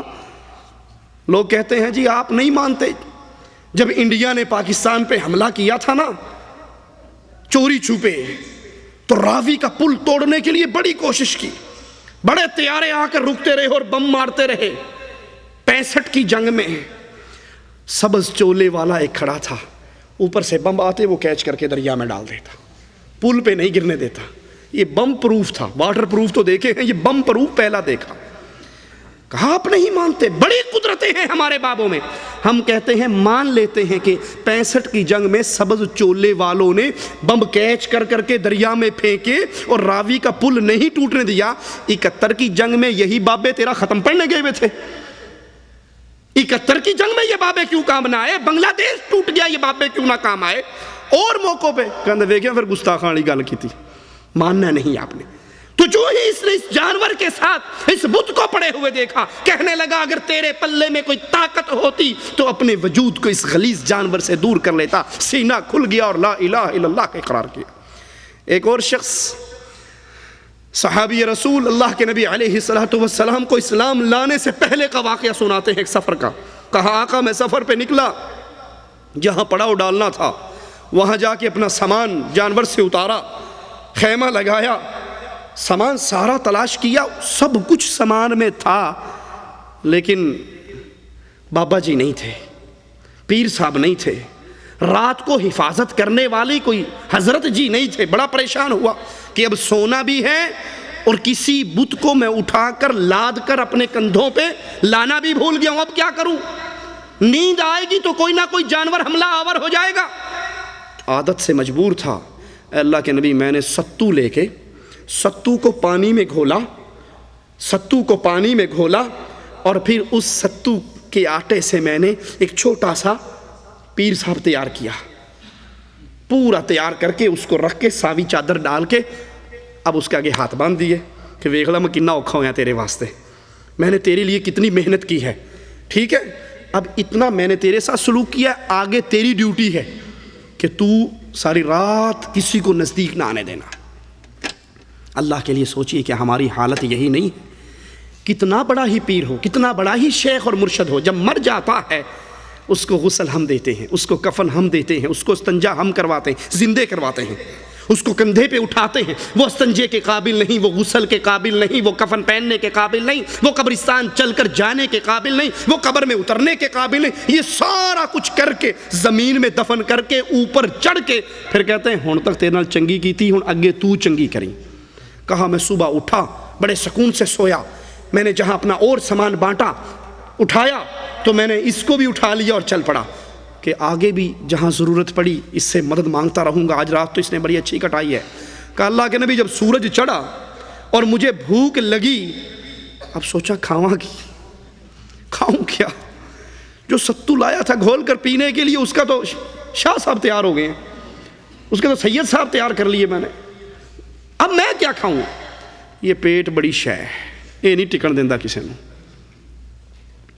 کہا سوچتا رہا، بچار کرتا رہا، تلاش کرتا رہا، جب کچھ نہ ملا اور تنگ آ گیا، اللہ کے نبی اس پیر صاحب کو میں نے اٹھایا، پانی میں ڈالا، گھول کے پی گیا۔ شرک کی یہ کیفیت، شرک کا یہ دورہ تھا اس دور میں، اس وقت میں جب رسول اللہ صلی اللہ علیہ وسلم لا الہ الا اللہ کی دعوت لے کر آئے۔ اللہ کے نبی کی دعوت کا مقصد کیا تھا؟ بھٹکی ہوئی مخلوق کو، جن کے رشتے اللہ عز و جل سے شرک کرنے کی وجہ سے ٹوٹ چکے تھے، ان رشتوں کو دوبارہ جوڑنا تھا، ان جھکی ہوئی گردنوں کو اٹھا کر انسانوں کے در سے اٹھا کر انسانوں کے رب کے سامنے جھکانا تھا۔ اسی لیے رسول اللہ صلی اللہ علیہ وسلم فرماتے ہیں میں تمہیں تمہاری پشتوں سے پکڑ کر جہنم سے نکالتا ہوں اور بچاتا ہوں، تم دامن چھڑا چھڑا کے دوبارہ گرتے ہو، یعنی میں تمہیں لا الہ الا اللہ کی دعوت دیتا ہوں، جو اس دعوت پہ آ جاتا ہے وہ جہنم سے بچ جاتا ہے، اور جو اس دعوت کو ٹھوکر مار کے پھر شرک کرتا ہے وہ بھاگ کر خود جہنم میں گرتا ہے۔ آئیے اب دیکھیں رسول اللہ صلی اللہ علیہ وسلم نے دعوت کس چیز کی تھی؟ آپ نے سب سے پہلے کس چیز کی طرف دعوت دی، کس چیز کی طرف بلایا؟ رسول اللہ صلی اللہ علیہ وسلم نے اور پچھلے سارے انبیاء نے۔ کیا انہوں نے نماز کے اوپر کوئی جماعت بنائی؟ کیا انہوں نے چلے کے اوپر کوئی جماعت بنائی؟ کیا انہوں نے ذکر اذکار کے موضوع پہ کوئی جماعت بنائی؟ کیا انہوں نے یتیموں، بیواؤں، مسکینوں، بے سہارا لوگوں کی مدد کے لیے کوئی جماعت بنائی؟ اس بنیاد پہ قوم کو اکٹھا کیا؟ کیا عربیت اور عجمیت کے نام پہ اکٹھا کیا؟ کس چیز پر؟ اللہ کے رسول صلی اللہ علیہ وسلم نے اس معاشرے میں انقلاب کے بیج بوئے، آپ نے ان کو بنیادی دعوت یہی دی، قولوا لا الہ الا اللہ تفلحوا، لا الہ الا اللہ کو مان لو، اللہ کی توحید کو تسلیم کر لو، فلاح پا جاؤ گے دنیا کی زندگی میں بھی اور آخرت کی زندگی میں۔ اللہ کے نبی کی پہلی دعوت، بنیادی دعوت لا الہ الا اللہ کی دعوت ہے، یہی سارے انبیاء کی دعوت، یہی اللہ کے حبیب کی دعوت۔ اس دعوت کو مکے والے ٹھکراتے ہیں، آپ طائف کی بستی میں جاتے ہیں، طائف والوں کو دعوت دیتے ہیں، وہ پتھر مار مار کے آپ کو زخمی کر دیتے ہیں۔ اس لا الہ الا اللہ کی دعوت کی وجہ سے احد کے میدان میں آپ کے دندان مبارک شہید ہوتے ہیں، آپ کا سر مبارک زخمی ہوتا ہے، آپ گڑھے میں گرتے ہیں اور پکار اٹھتے ہیں، یہ قوم کیسے فلاح پا سکتی ہے جنہوں نے اپنے رسول کے ماتھے کو پھاڑ ڈالا؟ نبی کو اس دعوت کی وجہ سے کہیں ایک کافر گلے میں کپڑا ڈال کے بل دیتا ہے، آپ کی آنکھیں ابل پڑتی ہیں، ابو بکر دوڑتے ہوئے آتے ہیں، اس آدمی کو دھکا دے کے پیچھے کر کے کہتے ہیں اس شخص کو اس لیے قتل کر رہے ہو کہ یہ کہتا ہے ربی اللہ، میرا رب اللہ ہے۔ آپ کو بے بہا تکلیفیں آئی، کبھی راستے میں کانٹے گرائے گئے، کبھی آپ کو حالت سجدے میں اونٹ کی جیر کے نیچے دبایا گیا، کبھی ابو جہل پتھر اٹھا کر آپ کو مارنے کے لیے بھاگا، آپ نے یہ ساری مصیبتیں، ساری تکلیفیں برداشت کی، لیکن توحید کی دعوت سے اپنے دامن کو نہ چھڑا، اپنے آپ کو اس دعوت سے الگ نہیں کیا۔ تو یہ درس ہے میرے لیے اور آپ کے لیے، ہم جب بھی اپنی دعوت کا آغاز کریں لا الہ الا اللہ سے دعوت کا آغاز کریں، یاد رکھیے جس دعوت کی بنیاد لا الہ الا اللہ نہیں ہے، جس تحریک کی بنیاد لا الہ الا اللہ نہیں ہے، وہ تحریک باطل ہے، وہ تحریک گمراہ کن تحریک ہے جو اللہ کی توحید کو چھوڑ کر کسی اور مسئلے پہ پارٹی بازی کرے، جماعت سازی کرے، لوگوں کو اکٹھا کرے۔ لا الہ الا اللہ کی بنیاد نہ ہو، وہ بنیاد کوئی اور ہو، وطن کی آزادی بنیاد ہو، جمہوریت بنیاد ہو، کسی اور پوائنٹ پہ اکٹھا ہو جائے، چلے کی بنیاد ہو، نماز کی بنیاد ہو، قربانی کی بنیاد ہو، زکوٰۃ کی بنیاد ہو، اگر لا الہ الا اللہ بنیاد نہیں ہے تو یہ تحریک اسلام کی تحریک نہیں ہے۔ مالک عز و جل اپنے رسول سے کہتا ہے، نبی بیان کیجئے، قل هذه سبیلی ادعو الی اللہ، یہ میرا راستہ ہے، کہہ دیجئے هذه سبیلی، یہ میرا راستہ ہے، لا الہ الا اللہ، توحید کی دعوت، توحید کی دعوت کی بنیاد پر اختلاف و افتراق، پیار و محبت، میں اس سے پیار کیوں کرتا ہوں؟ کیونکہ یہ موحد ہے۔ میری اس سے دشمنی کیوں ہے؟ کیونکہ یہ مشرک ہے۔ میں اس کو بیٹی کا رشتہ کیوں دے رہا ہوں؟ کیونکہ یہ موحد ہے۔ میں اس کو بیٹی کا رشتہ نہیں دے رہا، کیوں؟ یہ مشرک ہے۔ میں اس کے پیچھے نماز پڑھتا ہوں، کیوں؟ یہ موحد ہے۔ میں اس کے پیچھے نماز کیوں نہیں پڑھتا؟ کیونکہ یہ مشرک ہے۔ بنیاد لا الہ الا اللہ، محبت لا الہ الا اللہ پر، نفرت لا الہ الا اللہ پر۔ هذه سبیلی، یہ محمد علیہ السلام کا راستہ ہے۔ ادعو الی اللہ، میں نہ چلے کی طرح بلاؤں، نہ میں نماز کی طرح بلاؤں، میں نہ روزے کی طرح بلاؤں، سب سے پہلے میں اللہ کی توحید کی طرح بلاؤں۔ جو توحید کو مان لے پھر اگلی دعوت اس کے سامنے پیش کروں۔ حضرت معاذ کو یمن کی طرف روانہ کیا اور کہا، معاذ اہل کتاب کی طرف جا رہے ہو، سب سے پہلے ان کو لا الہ الا اللہ کی طرف بلانا۔ کوئی کہہ سکتا ہے کہ جناب ہم بھی تو یہی کہتے ہیں کلمہ ٹھیک کر لو، ہم بھی تو یہی کہتے ہیں کہ کلمہ ٹھیک کر لو۔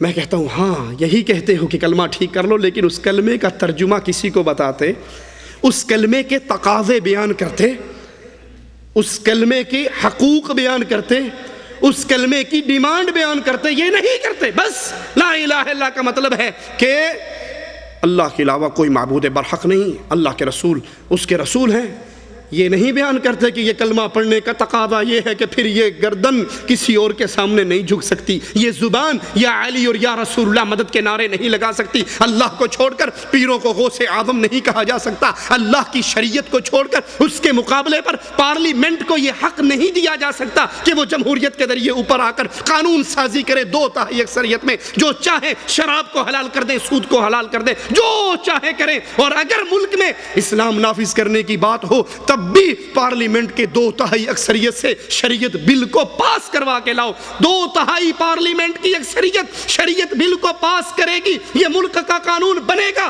اور اگر یہ 2/3 اکثریت اس قانون کو پاس نہیں، فیل کر دے گی، تو قرآن بھی فیل ہو جائے گا اور ملک میں بطور قانون نافذ نہیں ہو سکے گا۔ جس نے لا الہ الا اللہ پڑھنے کے بعد پھر یہ عمل کیے، اس کا لا الہ الا اللہ فوت ہو جاتا ہے، اس کے لا الہ الا اللہ کا مقصد فوت ہو جاتا ہے، اس کی وہ روح مار دی جاتی ہے۔ لا الہ الا اللہ، اس کا مطلب، اس کے معانی بیان کیجئے، اس کی تشریح کیجئے۔ کتنے ہی موقع ہیں جس پر اس لا الہ الا اللہ کو بنیاد بنا کر عامت الناس کے جذبات سے کھیلا جاتا ہے۔ کبھی ملک بنانا ہو تو آواز لگتی ہے پاکستان کا مطلب کیا لا الہ الا اللہ، اور نہیں بتاتے کہ لا الہ الا اللہ کا مقصد کیا ہے۔ اگر مقصد بیان کر دو تو مرزائی بھاگ جائے گا، مقصد بیان کر دو، مطلب بیان کر دو، مفہوم بیان کر دو تو قبر پرست بھاگ جائے گا، صوفی بھاگ جائے گا، شیعہ بھاگ جائے گا۔ وہ کہے گا اگر لا الہ الا اللہ کا یہ مطلب ہے تو پھر تم نے وابیوں کا ملک بنانا ہے۔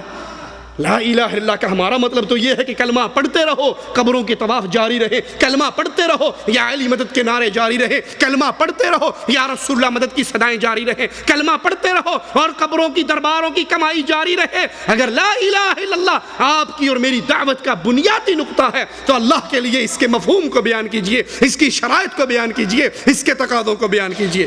نبی کہہ رہے ہیں میرا یہ راستہ ہے ادعو الی اللہ، کہ میں اللہ کی توحید کی طرف بلاتا ہوں، علی بصیرہ، دلیل کے ساتھ، برہان کے ساتھ، انا، یہ میری دعوت ہے، وَمَنِ اتَّبَعَنِي، اور جو میرے پیچھے چلتا ہے اس کی بھی یہی دعوت ہے، وَسُبْحَانَ اللَّهِ وَسُبْحَانَ اللَّهِ، اللہ پاک ہے، تم قبروں پہ سجدہ کرو، اللہ اس شرک سے پاک ہے، تم یا علی مدد کے نعرے لگاؤ، اللہ اس شرک سے پاک ہے، تم غیر اللہ کو مشکل کشا حاجت روا سمجھو، اللہ اس شرک سے پاک ہے۔ سبحان اللہ، کائنات میں جتنا شرک اللہ کے ساتھ کیا جاتا ہے وہ اس کی ذات میں ہو، صفات میں ہو، عبادت میں ہو، اللہ سب سے پاک ہے، اس شرک سے پاک ہے، اس شرک سے بلند ہے اس کی ذات۔ وَمَا أَنَا مِنَ الْمُشْرِكِينَ، اے نبی بتا دو کہ میں مشرکوں میں سے نہیں ہوں، میں اللہ کی توحید کو ماننے والا ہوں، میں توحید کا پیغام دے رہا ہوں، تم مانتے ہو اہلاً و سہلاً، نہیں مانتے تو میں مشرکوں میں سے نہیں ہوں، میں تم سے الگ ہوں۔ یہ تفریق کرنی پڑے گی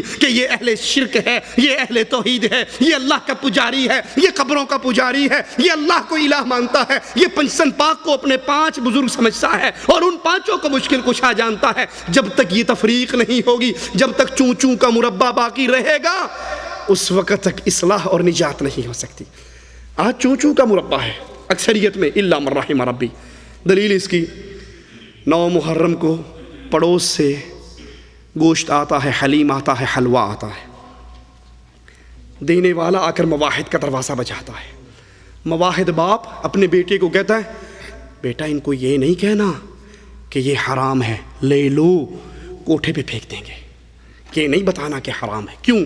ہمارے پڑوسی ہیں، ہمارے رشتہ دار ہیں، ہمارے تعلق والے ہیں، اگر ان کو یہ پتہ لگ گیا کہ ہم کہتے ہیں یہ حرام ہے، یہ حسین کی سبیل ہے، اور حسین کی سبیل اللہ کی سبیل کے مقابلے پر اللہ کی عبادت میں شرک ہے، سبیل صرف اللہ کی ہوتی ہے، سبیل حسین ہو یا سبیل رسول ہو یا کسی اور کی سبیل ہو، یہ سب شیطان کی سبیلیں ہیں، جو اللہ کے نام پر ہوتا ہے وہ اللہ کی سبیل ہے۔ اگر یہ کہہ دیا تو پتہ لگ جائے گا یہ وابیاں دا کر رہے ہیں، پتہ لگ جائے گا یہ مواحدوں کا گھر ہے، تو ہمارے مفادات خراب ہوں گے، ہماری دکانداریاں خراب ہوں گی، ہماری رشتہ داریاں خراب ہوگی۔ یہ چوں چوں کا مربع ہے، جب تک آپ ننگے نہیں ہوتے اللہ کی وحدانیت کے عقیدے میں اور قوم اور قبیلوں میں تفریق اور لڑائی نہیں ہوتی اس لا الہ الا اللہ کی بنیاد پہ، اس وقت تک ہم دعوت محمد ماننے میں جھوٹ بولتے ہیں، ہم سچے نہیں ہیں۔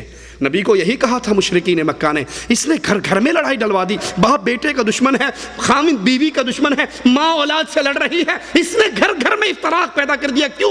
کہ اس نے لا الہ الا اللہ کے مقصد کو بیان کیا۔ یہ نہیں ہو سکتا سسر مر جائے اور پتہ ہو یہ شرک کرتا ہے، پتہ ہو یہ 9 محرم کو تعزیہ نکالتا ہے، پتہ ہو کہ یہ غیر اللہ کو پکارتا ہے، اور پھر میں جنازہ پڑھنے کے لیے کھڑا ہو جاؤں، یہ اہل ایمان کے لیے جائز نہیں۔ نبی بھی کہہ رہے ہیں تم مانتے ہو میری دعوت کو مانو، نہیں مانتے نہ مانو۔ وما انا من المشرکین، میں مشرک نہیں ہوں، میں مشرکوں سے برات کرتا ہوں، میں ان کی جماعت میں سے نہیں ہوں، میں اہل ایمان ہوں، میں اہل توحید ہوں، میں مواحد ہوں۔ جو میرے راستے پر آئے گا اس کو بھی اس طرح بیان کرنا پڑے گا۔ اللہ عز و جل ہمیں توفیق دے کہ ہم اللہ کی توحید کو ماننے کے بعد پھر اس توحید کو برسر عام بیان کر سکیں، اپنی اس دعوت کو اپنے سینوں میں دفن کر کے نہ مریں، کیونکہ یہ اہل ایمان کا راستہ نہیں ہے۔ اللہ کے رسول صلی اللہ علیہ وسلم نے سب سے پہلے توحید کی دعوت دی، پھر اسلام کی بنیادی چیزوں کی دعوت دی۔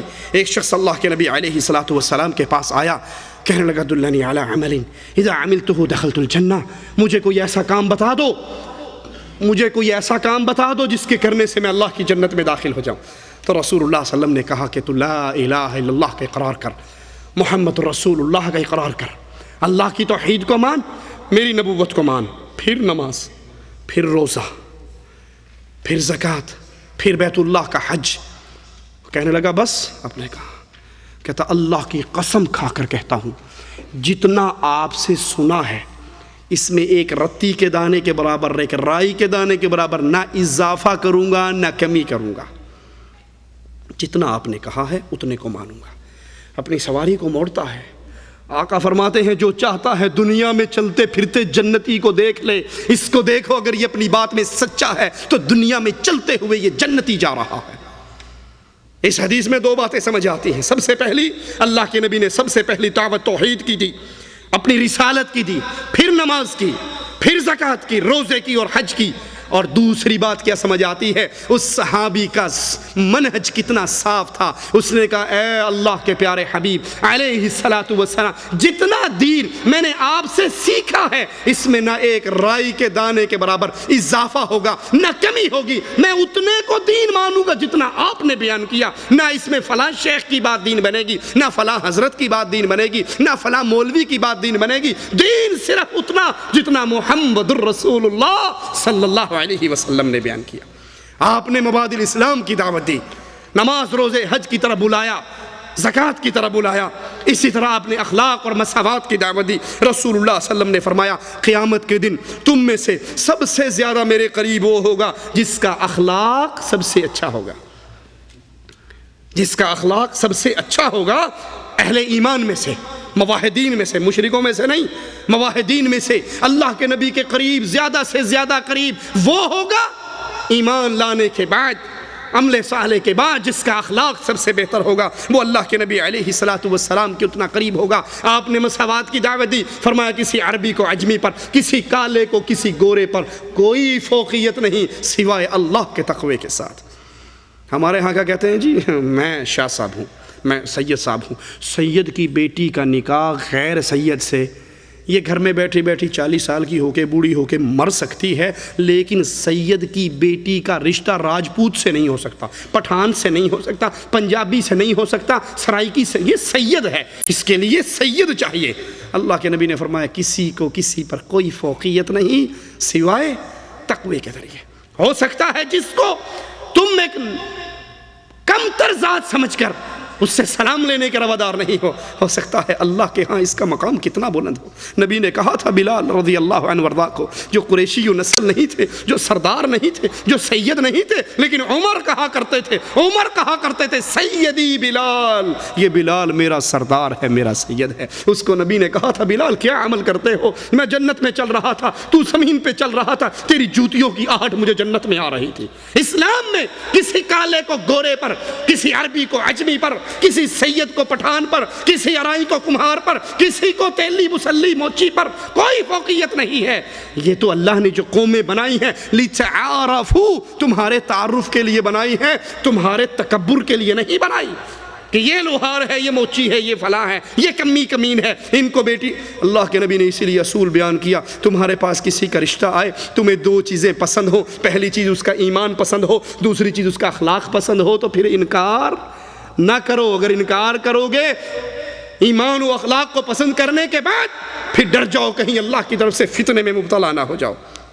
اسی طرح رسول اللہ صلی اللہ علیہ وسلم نے عدل اور امانت کی دعوت دی، شفقت اور رحمت کی دعوت دی۔ آپ نے فرمایا جو چھوٹوں پہ شفقت نہیں کرتا، جو بڑوں سے محبت نہیں کرتا، ان کا احترام نہیں کرتا، وہ ہم میں سے نہیں ہے۔ یہ دعوت دی کیوں جائے؟ یہ بھی ایک سوال ہے نا۔ میں اپنی جان کو ٹھیک کر رہا ہوں، بس میں نماز پڑھتا ہوں، میں دین کے اوپر چلتا ہوں، میں نے ٹھیکہ لیا ہوا ہے۔ جس طرح بڑے بڑے لوگ بھی بیان دیتے ہیں، کوئی دین کے ٹھیکیدار بننے کی ضرورت نہیں ہے، تو ہم دعوت دے کیوں؟ کوئی قبر پہ سجدہ کر رہا ہے، وہ کر رہا ہے نا، کیا کہتے ہیں جی؟ اس نے اپنی قبر میں جانا، میں نے اپنی قبر میں جانا۔ کسی کے مذہب کو نہ چھیڑو، اپنے مذہب کو نہ چھوڑو، اپنے مذہب پہ قابو رہو، لیکن کسی کو کچھ نہ کہو۔ جو جہاں لگا ہے ٹھیک لگا ہے، یہ بھی سنا آپ نے یا نہیں؟ جو جہاں لگا ہے ٹھیک لگا ہے، اس مطلب کو تیرے گھر میں رات کو ڈاکہ مارے تو صبح تو پولیس والوں کے پاس کیوں جا کر کہتا ہے ہمارے گھر میں رات چوری ہوگی؟ جو جہاں لگا ہے ٹھیک لگا ہے۔ تو نے کیوں جا کر درخواست دے دی کہ ہمارے گھر میں چوری ہوگی، ہمارے ہاں زنا بالجبر ہو گیا، ہمارے فلاں اغوا ہو گیا، ہمارا فلاں قتل ہو گیا؟ جو جہاں لگا ہے ٹھیک لگا ہے۔ کہتے نہیں مولوی صاحب اس کا یہ مطلب نہیں، دین میں جو جہاں لگا ہے ٹھیک لگا ہے۔ ارے جو دنیا میں جہاں لگا ہے ٹھیک لگا ہے، یہ اصول دنیا پہ لاگو نہیں ہوتا، دین پہ کیسے لاگو ہوگا؟ دوسری اس کی مثال سمجھ لو، جیسے دین کے اوپر کوئی مواحد چلنا لگے تو اس کو سب سے بڑی مثال کیا دیں گے؟ ارے تیرا ابا یہ کام کرتا تھا، تیرا ابا تو قبروں پہ جاتا تھا، وہاں چادریں چڑھاتا تھا، وہاں سجدے کرتا تھا، علم تمہارے گھر سے نکلتا تھا، 11ویں تمہارے ٹھیک ہے، تو نے ماں باپ کا دین چھوڑ دیا۔ اور اگر اسی کا باپ موچی تھا، یہ پڑھ لکھ کر ڈاکٹر بن گیا، تو کوئی اس کو آ کر یہ نہیں کہے گا تیرا ابا موچی تھا تو ڈاکٹر کیوں بنا، باپ کا دین چھوڑ دیا تو نے۔ وہ کہے گا پاگل بے وقوف، میرے ابے نے تعلیم حاصل نہیں کی، ان پڑھ جاہل رہا، اس لیے موچی رہا، میں پڑھ لکھ کر میڈیکل آفیسر بن گیا۔ دنیا میں یہ دلیل کوئی کسی کو نہیں دے گا، لیکن جہاں ایمان کی بات آئے، جہاں توحید کی بات آئے تو فوراً کہیں گے ماں باپ کا دین نہیں چھوڑنا۔ اور جہاں دین کی بات، جو جہاں لگا ہے ٹھیک لگا ہے، کسی کو کچھ نہیں کہیے، اپنی قبر ٹھیک کیجئے۔ آپ نے اپنی قبر میں جانا، اس نے اپنی قبر میں جانا، آپ نے اس کی قبر میں جانا، آپ نے ٹھیکہ لیا ہوا دین کا، تو ہم دعوت کیوں دیں؟ قرآن بیان کرتا ہے وَإِذْ قَالَتْ أُمَّةٌ مِّنْهُمْ لِمَ تَعِظُونَ قَوْمًا، اور جب کہ ان میں سے ایک جماعت نے کہا تم ایسے لوگوں کو نصیحت کیوں کرتے ہو؟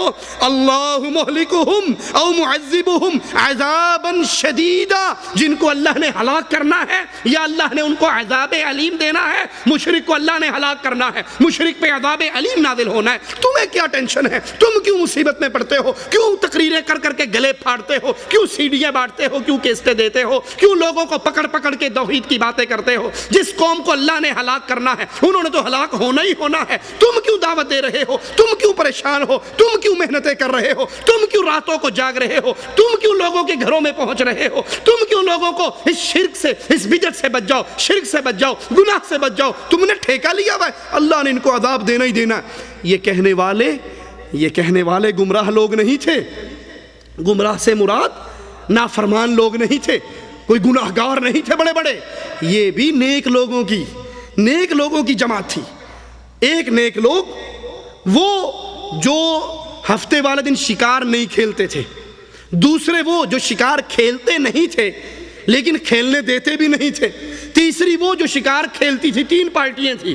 ایک پارٹی جو خود یہ اللہ کی بغاوت نہیں کرتی تھی لیکن جو تبلیغ کرتے تھے، جو لوگوں کو منع کرتے تھے، جو لوگوں کو دعوت دیتے تھے، یہ آ کر کہا کرتی تھی کہ تم نے ٹھیکہ لیا ہوا ہے، ان کو تو اللہ نے عذاب دینا ہی دینا ہے، تمہیں ٹینشن لینے کی ضرورت نہیں ہے، تمہیں دعوت دینے کی ضرورت نہیں ہے، تمہیں محنت کرنے کی ضرورت نہیں ہے۔ اللہ مہلکہم، اللہ ان کو ہلاک کرنے والا ہے، او معذبہم عذابا شدیدا، یا ان پہ شدید عذاب اتارنے والا ہے۔ تو وہ قوم جو اہل ایمان میں سے جو نہ اللہ کی نافرمانی کرتے تھے اور نہ نافرمانیوں پہ خاموش ہوتے تھے، ان کا جواب سنیے، قرآن حکیم کی آیت ہے، وہ کیا کہتے ہیں؟ قالوا معذرة إلى ربكم، قالوا معذرة إلى ربكم، ہم یہ دعوت کا کام کیوں کر رہے ہیں؟ ہم یہ لوگوں کو پیغام کیوں دے رہے ہیں؟ ہم کیوں بتا رہے ہیں قبروں میں دفن ہونے والے مشکل کشا نہیں ہو سکتے، داتا اور غوث نہیں ہو سکتے، مددگار نہیں ہو سکتے؟ ان کی قبروں پہ طواف کرنا، نظر چڑھانا، چادریں چڑھانا،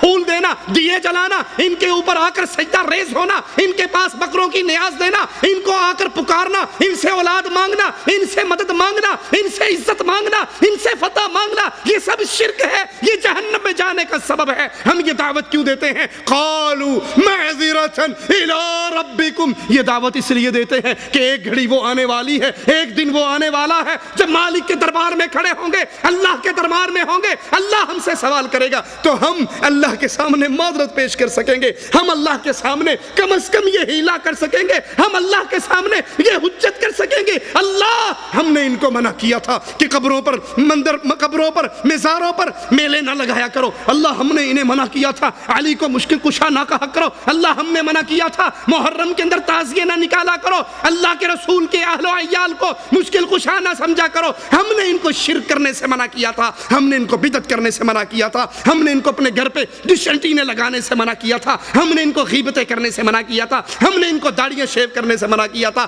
ہم نے ان کو گانے سننے سے منع کیا تھا، ہم نے ان کو بیویوں کو بے پردہ گھمانے سے منع کیا تھا، ہم نے ان کو سود کھانے سے منع کیا تھا، ہم نے ان کو زنا کرنے سے منع کیا تھا۔ قالوا معذرۃ الی ربکم، ہم اپنی جان چھڑانے کے لیے کام کر رہے ہیں، ہمیں یہ بات کی بات ہے کہ یہ ہدایت یافتہ ہو جائے۔ ہدایت یافتہ ہونا سیکنڈ پارٹ ہے، دوسرا سٹیپ ہے۔ پہلا سٹیپ یہ ہے کہیں دعوت نہ دینے کے جرم میں جہنم میں نہ چلا جاؤں۔ میں دعوت اس لیے دے رہا ہوں کہ اپنی جان کو بچاؤں، اپنے آپ کو آگ سے دور کروں۔ معذرۃ الی ربکم، سب سے پہلے میں اپنی جان بچانے کے لیے اللہ کی توحید کی دعوت کا کام کرتا ہوں۔ وَلَعَلَّهُمْ يَتَّقُونَ، ایک مقصد تو یہ ہے کہ دعوت دے کر میری جان بچ جائے، دوسرا مقصد یہ ہے ہو سکتا ہے ان میں سے کوئی ہدایت پا جائے۔ یاد کرو اللہ کی قسم، علی وجہ البصیرہ یہ بات کہہ رہا ہوں، قیامت کے دن بہت سے لوگ ہوں گے جو نیکوکار ہوں گے، لیکن ہو سکتا ہے گناہ گاروں کے ہاتھ ان کے گلے میں ہوں۔ میں جذبات میں آ کر نہیں کہہ رہا، علی وجہ البصیرہ کہہ رہا۔ ہو سکتا ہے قیامت کے دن ایسے نیکوکار جن کے گلوں میں مشرکوں کے، بدعتیوں کے، گناہ گاروں کے ہاتھ ان کے گریبان کو پکڑے ہوئے اللہ کے دربار میں اپنے حق کا سوال کریں گے۔ ہو سکتا ہے وہ کہیں اللہ میں اس بندے کا پڑوسی تھا، میرا بچہ رات کو 12 بجے بیمار ہو جاتا، میں اس کو فون کرتا، یہ گاڑی نکال کے آ جاتا اور میرے بچے کو ہسپتال لے جاتا۔ اللہ میرے بیٹے کی شادی ہوئی، یوں لگا جیسے اس کے بیٹے کی شادی ہو رہی ہو، اتنا اس نے ہمارے ساتھ تعاون کیا۔ اللہ مجھے پیسوں کی ضرورت ہوتی، میرا بھائی بن کے مجھے قرضہ دیتا۔ میرے بچے سکول میں کمزور تھے، اس کی بیوی نے کہا میرے گھر بھیج دیا کرو ٹیوشن، بغیر پیسوں کے میں پڑھا دیا کروں گی۔ اللہ دنیا کا کوئی مسئلہ نہیں تھا جس میں میرا یہ سپورٹر نہ بنتا ہو، جس میں میرا یہ ساتھی نہ بنتا ہو، لیکن اے اللہ ہمارے گھر سے ہر 11ویں کی تاریخ کو بابے کے نام پہ سبیل لگتی تھی، یہ دیکھتا تھا۔ اے اللہ اس نے مجھے کبھی منع نہیں کیا، اے اللہ اس نے مجھے کبھی منع نہیں کیا، اس نے میرے سامنے کبھی تیری توحید کی باتیں نہیں کی، دنیا کے ہر مسئلے میں میری مدد کی، لیکن دین کی بات اس نے مجھے کبھی نہیں سنائی اور کبھی نہیں بتائی۔ مجھے اس سے بدلہ لے کر دے۔ کیا خیال ہے ہمارا اس دربار میں کیا جواب ہوگا؟ کتنے ہی وہ لوگ ہیں جن کی آپ اور میں ہر مسئلے میں مدد کرتے ہیں، لیکن ان کے شرک اکبر کو دیکھ کر، ان کے گناہوں کو دیکھ کر، ان کی خطاؤں کو دیکھ کر، دین اسلام پہ چلنے والی چھریوں کو دیکھ کر ہم اپنے مفادات کے لیے خاموش ہو جاتے ہیں اور ان کو دعوت نہیں دیتے۔ دعوت دینے کا طریقہ کیا ہے؟ سب سے پہلے اپنے اقربا کو، اپنے قریبی رشتہ داروں کو دعوت دیجئے۔ وَأَنذِرْ عَشِيرَتَكَ الْأَقْرَبِينَ، اب رسول صلی اللہ علیہ وسلم کو اللہ نے یہی کہا کہ اپنے قریبیوں کو دعوت دیجئے۔ اللہ کے نبی نے اپنے چچا عباس کو، اپنی پھوپھی کو، اپنی بیٹی کو، بنو ہاشم کو، قریشیوں کو، مکے والوں کو، اپنے قریبیوں کو دعوت دی۔ بیٹی سے کہا بیٹی جو تیرا جی چاہتا ہے میرے مال میں سے لے جا، لیکن عمل کرنا، اگر پکڑی گئی اللہ کے دربار میں تو میں تجھے چھڑا نہیں سکوں گا، میں تیری مدد وہاں پہ نہیں کر سکوں گا۔ فردی دعوت دی جائے۔ رسول اللہ صلی اللہ علیہ وسلم نے فردی دعوت بھی دی، ایک آدمی کو پکڑ کے بھی دعوت دی، اور اجتماعی دعوت دی جائے۔ اللہ کے نبی نے اپنے گھر میں بلا کر، گوشت کھلا کر، دودھ پلا کر، ان کی دعوت کر کے، ان کی خاطر مدارت کر کے بھی ان کو دعوت دی۔ اللہ کے نبی صلی اللہ علیہ وسلم نے خطوط اور ایلچی بھی بھیجے، خطوط بھی روانہ کیے۔ آپ بھی اپنے جن لوگوں سے آپ کے رابطے نہیں ہو سکتے ان تک آپ کا خط کا رسالے کے ذریعے ان کو اللہ کے نبی کی اس دعوت کو پہنچائیے، رسول اللہ صلی اللہ علیہ وسلم کی سیرت کو پہنچائیے۔ اللہ کے نبی نے لشکر بھی روانہ کیے، رسول اللہ صلی اللہ علیہ وسلم نے عورتوں کو بھی دعوت دی۔ آپ خطبہ ارشاد فرما کے پھر عورتوں کی مقر میں آئے اور ان سے کہا اے عورتوں صدقہ اور خیرات کرو، میں نے اکثریت تمہاری جہنم میں دیکھی۔ ایک عورت کہتی اللہ کے نبی ہماری اکثریت جہنم میں کیوں؟ فرمایا تمہارے اندر 2 برائیاں ہیں، ایک برائی تو یہ ہے تم ناشکری کرتی ہو، خاوند ساری عمر تمہیں کھلاتا پلاتا تمہاری ڈیمانڈیں پوری کرتا رہے، کسی ایک دن اگر یہ بیچارہ تمہیں تمہاری لسٹ پوری کر کے نہ لا کر دے سکے، کوئی چیز تمہیں پرووائیڈ نہ کر سکے، تو پھر ایک دفعہ تمہاری چیز لانے میں اس سے کوتاہی ہو جائے، پچھلے سارے پہ پانی پھیر کے کہتی ہو جدوں دی تیرے گھر آئیاں ایویں رون ڈئی ہیں، میں سکھ نہیں ویکھیا جدوں دی تیرے، پتہ نہیں کیڑا پیڑا وقت سی جدوں میرا تیرا نکاح ہویا سی، کبھی میری کوئی شے لے کے دیتے، کبھی کچھ دیا مجھے، جب سے آئی ہوں بس پتہ نہیں ماں باپ کیا دیکھ کے رشتے کر دیتے ہیں۔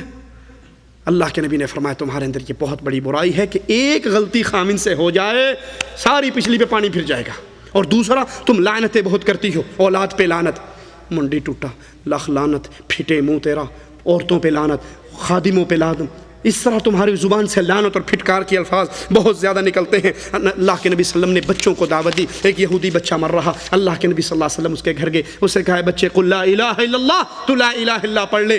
اس نے اپنے باپ کو دیکھا، باپ نے کہا کہہ دے جو ابوالقاسم کہہ رہا ہے، اس نے کلمہ پڑھا، اللہ کے نبی اٹھے، اس کی آخری ہچکی کی آواز بلند ہوئی، نبی کا چہرہ پھول کی طرح کھل اٹھا کہ اللہ کا شکر ہے ایک جان جہنم سے اور آزاد ہوگی۔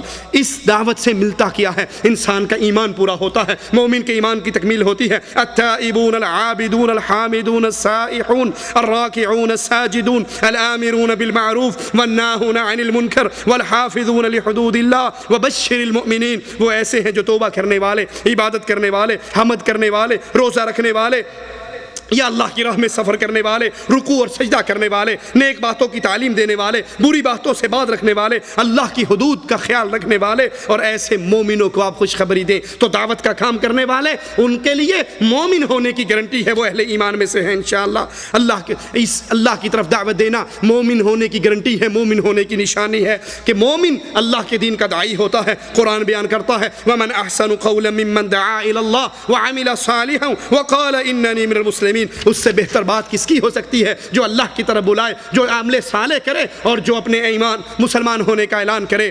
حکومت اور شوکت کا حصول اسی دعوت کے ذریعے ہوتا ہے۔ الذین ان مکناہم فی الارض اقاموا الصلاۃ وآتوا الزکاۃ وامروا بالمعروف وَنَهُوا عَنِ الْمُنْكَرِ وَلِلَّهِ عَاقِبَةُ الْأُمُورِ۔ یہ وہ لوگ ہیں اگر ہم ان کو زمین میں حکومت دیتے ہیں، یہ نماز قائم کرتے ہیں، یہ زکوٰۃ دیتے ہیں، نیکی کا حکم دیتے ہیں اور برائی سے روکتے ہیں، یہ صالحین کی نشانی ہے دعوت کا کام کرنا۔ یؤمنون باللہ والیوم الآخر ویأمرون بالمعروف وینہون عن المنکر ویسارعون فی الخیرات وأولئک من الصالحین۔ یہ اللہ تعالیٰ پر قیامت کے دن پر ایمان رکھتے ہیں، بھلائیوں کا حکم دیتے ہیں، برائیوں سے روکتے ہیں اور بھلائیوں کے کاموں میں جلدی کرتے ہیں۔ یہ نیک بخت لوگ ہیں، یہ نیک لوگ ہیں، یہ نیک لوگ ہیں۔ فلاح و کامیابی کی ضمانت ہے یہ دعوت کا کام کرنا۔ وَلْتَكُن مِّنكُمْ أُمَّةٌ يَدْعُونَ إِلَى الْخَيْرِ وَيَأْمُرُونَ بِالْمَعْرُوفِ وَيَنْهَوْنَ عَنِ الْمُنكَرِ وَأُولَئِكَ هُمُ الْمُفْلِحُونَ۔ تم میں سے ایک جماعت ایسی ہونی چاہیے جو بھلائی کی طرف بلائے، نیکی کے کاموں کا حکم کرے، برے کاموں سے روکے، اور یہی لوگ فلاح و نجات پانے والے ہیں۔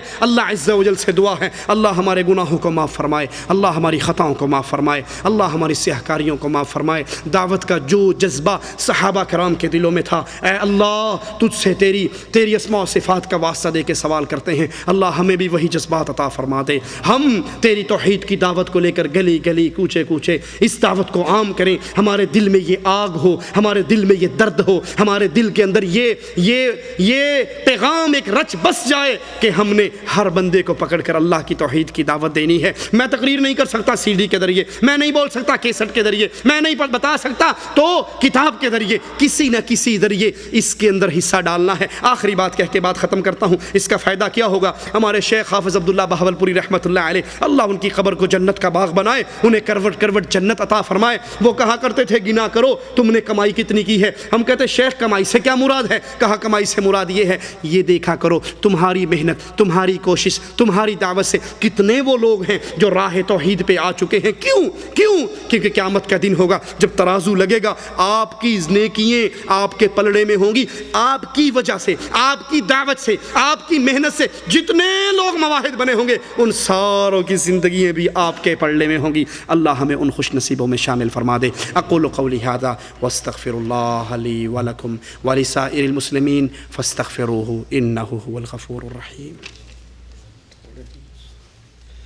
اس اہل قرآن کہلانا ضروری ہے، دیوبندی کہلوانا ضروری نہیں بلکہ کہلوانا ہی نہیں چاہیے۔ کیوں؟ کیونکہ یہ اللہ کے رسول صلی اللہ علیہ وسلم کے دور میں موجود نہیں تھے۔ انڈیا کا شہر ہے نا دیوبند، بریلی بھی انڈیا کا شہر ہے۔ یہ بعد کے فرقے ہیں، ان کی طرف نسبت کرنا اہل ایمان کے لیے جائز نہیں۔ اہل قرآن سے مراد اس دور کے اندر کون ہے جو حدیثوں کا انکار کرتے ہیں؟ پرویزی گروپ، جاوید احمد غامدی گروپ، وہ حدیثوں کا انکار کرتے ہیں، لہذا یہ بھی گمراہ فرقہ ہے۔ اہل حدیث کہلوانا ضروری ہے، کیوں؟ کیونکہ حدیث کیا ہے؟ فَبِأَيِّ حَدِيثٍ بَعْدَهُ يُؤْمِنُونَ، قرآن سارا حدیث ہے، محمد کریم کا فرمان حدیث ہے، تو سب سے پہلے قرآن و حدیث پہ عمل کرنے والے رسول اللہ صلی اللہ علیہ وسلم اور آپ کے صحابہ، تو سب سے پہلے اہل حدیث کون ہوئے؟ صحابہ۔ بلکہ بات اس سے آگے نکلے، شیخ بدیع شاہ راشدی رحمۃ اللہ علیہ سے کسی نے یہ سوال کیا تو بڑا پیارا شیخ نے جواب دیا اہل الرائے اور اہل الحدیث پہ، کہا سب سے پہلے اہل الحدیث فرشتے تھے، سب سے پہلا اہل الرائے شیطان تھا۔ دلیل، اللہ نے کہا آدم کو سجدہ کرو، اللہ کا حکم حدیث ہے نا، حدیث ہے، تو فرشتوں نے فوراً سجدہ کیا، وہ اہل الحدیث قرار پائے۔ شیطان نے کہا حدیث تو ٹھیک ہے آ گئی، لیکن میری رائے یہ ہے کہ میں اس سے زیادہ بہتر ہوں، یہ مٹی سے اور میں آگ سے۔ اس نے اپنی رائے پہ عمل کیا اور گمراہ ہو گیا۔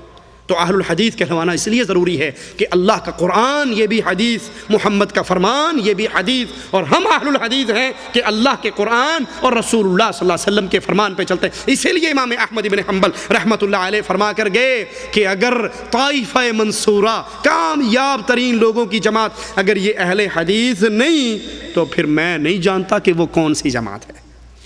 مولانا زکریا صاحب نے